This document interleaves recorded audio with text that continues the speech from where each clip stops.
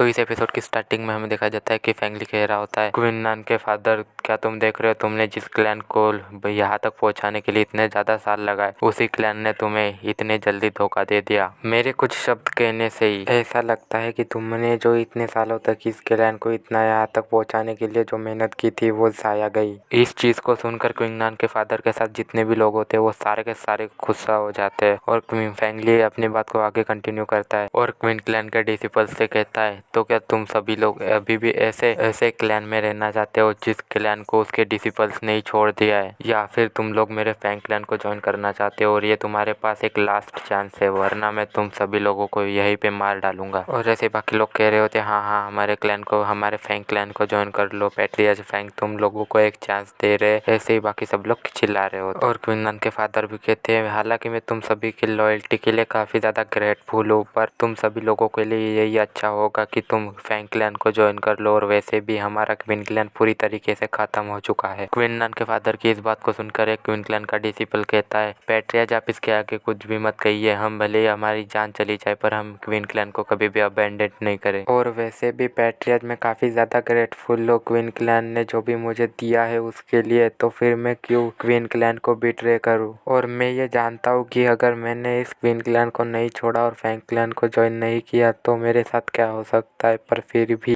मैं ये नहीं चाहता कि मैं क्वीन क्लैन को अब से ही अबैंडन कर दूं। भले ही मैं मर जाऊं पर फिर भी मैं क्वीन क्लैन के नाम के साथ ही मरना चाहता हूं, और मैं ये नहीं चाहता कि मेरे नाम के ऊपर एक ट्रेटर का धब्बा लग जाए। क्वीन क्लैन के डिसिपल की ऐसी बात को सुनकर जो लोग क्वीन क्लैन को बिट्रे करके फैंग क्लैन के साथ मिल चुके हैं वो लोग कह रहे होते हैं कि क्या इसकी इतनी हिम्मत की, इसने हम लोगों को गद्दार कहा, ऐसा वैसा, इसे अभी के अभी मार दो, ऐसा वैसा कह रहे होते हैं। फैंग रूलोंग कहता है, इतना भी बुरा नहीं है, पर तुम लोग क्या सोचते हो कि तुम लोग कौन हो, तुम लोग सिर्फ और सिर्फ एक कचरों का ग्रुप हो जिसे ये भी हक नहीं है कि वो अपनी फेथ को डिसाइड कर सके। और अब क्योंकि तुम लोगों ने मुझे इतना ज़्यादा गुस्सा दिलाई दिया है तो अब तुम लोग तैयार हो जाओ मुझसे अपनी जान की भीख मांगने के लिए। और ऐसा कहने के बाद फैंग रूलोंग क्वीन नान की तरफ देखता है और कहता है, और क्वीन नान कुछ समय पहले जब तुम मेरे फैंग क्लैन के लोगों को फेस कर रहे थे तो तुम काफ़ी ज़्यादा एरोगेंटली उन्हें किल कर रहे थे, मुझे ये बात याद है। मैं चाहता हूँ कि मैं तुम्हें अभी मार दूँ, पर मैं ये दिखाना चाहता हूँ, मैं तुम्हें ये दिखाना चाहता हूँ कि मैं कैसे मिस्टिक स्पिरिट सेक्ट का डिसिपल बनता हूँ, और फिर मैं उसके बाद तुम्हारे आंखों के सामने ही तुम्हारे क्वीन क्लैन के डिसिपल्स को मारूंगा और फिर मैं दिखाऊंगा तुम्हें कि क्रुएल्टी क्या होती है। बात को सुनकर क्वीन नान कुछ भी नहीं कहता। फैंग रूलोंग कहता है, मिस्टिक स्पिरिट सेक्ट के एल्डर्स, मेरी आपसे एक रिक्वेस्ट है, इससे पहले कि मैं मिस्टिक स्पिरिट सेक्ट का डिसिपल बनूं, आई होप कि आप लोग मेरी हेल्प करोगे क्वीन क्लैन को डिस्ट्रॉय करने में और उनके पीपल्स को जान से मारने में,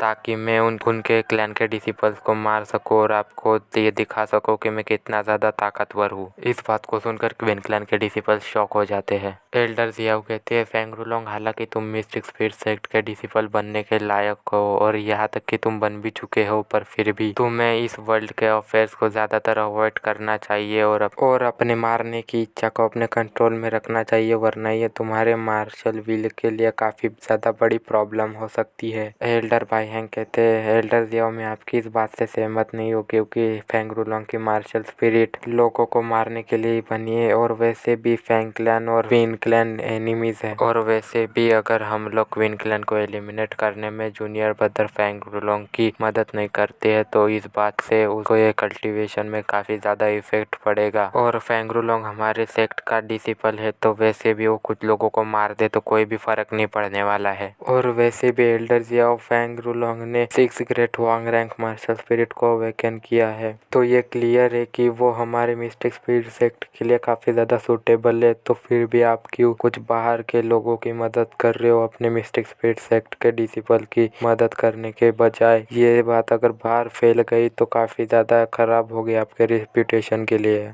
एल्डर जियाओ इस बात को सुनकर गुस्सा हो जाती है और अपनी एनर्जी को रिलीज करते हुए कहती है, एल्डर भाई हैंग, आप मेरे साथ कोई भी स्कैम करने की कोशिश मत करो, और वैसे भी मैंने तुमसे पहले ही कह दिया है कि मैं क्वीन नान और उसके क्लैन की प्रोटेक्शन कर रही हूँ, तो इसलिए तुम्हारे अंदर अगर दम है तो उनके क्लैन के किसी भी मेंबर को छू कर दिखाओ। एल्डर जियाओ की इस धमकी को सुनकर एल्डर भाई हैंग कहते हैं कि एल्डर जियाओ, मैं तो बस मजाक कर रहा था, और अब घबराते हुए अपने मन में सोच रहे होते हैं, मैंने कभी नहीं सोचा था कि एल्डर जियाओ उसकी प्रोटेक्शन करेगी। क्या सच में एल्डर जियाओ का उस कचरे के साथ कोई रिलेशन है? क्विंगनान कहता है, एल्डर्स मुझे माफ करना, पर मैं आपसे कुछ कहना चाहता हूँ। इस बात को सुनकर एल्डर जियाओ कहते हैं, हाँ क्विंगनान, तुम्हें जो कहना है वो तुम कह सकते हो। क्विंगनान कहता है, मैं एल्डर बाइहेंग से कुछ पूछना चाहता हूँ। एल्डर बाइहेंग, क्या ये बात सच है कि मिस्टिक स्पिरिट सेक्ट के डिसिपल्स किसी भी क्लैन को डिस्ट्रॉय कर सकते हैं? मेरा मतलब था कि अभी अभी आपने जो इन क्लैंस के और जिन ऑर्डिनरी क्लैंस के बारे में कहा उनसे था। एल्डर बाइहेंग कहते हैं, ऑफ कोर्स, अगर कोई मिस्टिक स्पिरिट सेक्ट का डिसिपल किसी छोटे मोटे क्लैन को डिस्ट्रॉय कर देता है तो उससे क्या ही फर्क पड़ने वाला है। क्विंगनान कहता है, ओ अब मैं समझ गया। तो मैं आपसे एक और सवाल पूछना चाहता हूँ और मैं ये होप करता हूँ कि आप उस सवाल का भी जवाब दे देंगे। इस बात को सुनकर एल्डर बाइहेंग कहते हैं, कौन सा सवाल? क्विंगनान कहता है, मैं ये पूछना चाहता था कि मैं इस सेकेंड राउंड में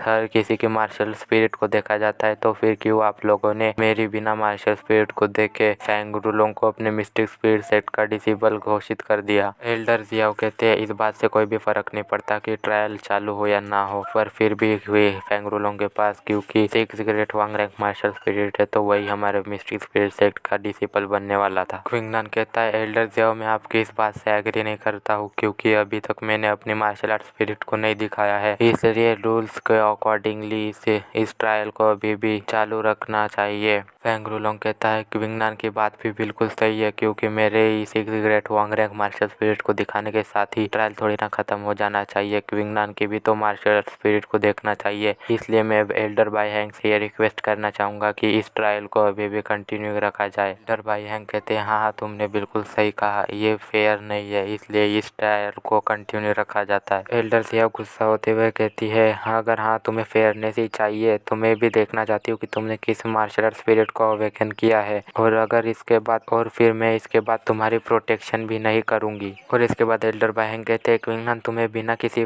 टाइम को वेस्ट किए हम लोगों को अपनी मार्शल आर्ट स्पिरिट को दिखा देना चाहिए। एल्डर बाइहेंग की इस बात को सुनकर क्विंगनान काफ़ी ज़्यादा हंसने लग जाता है और इसी के साथ ये एपिसोड यहीं पर ही ख़त्म होता है।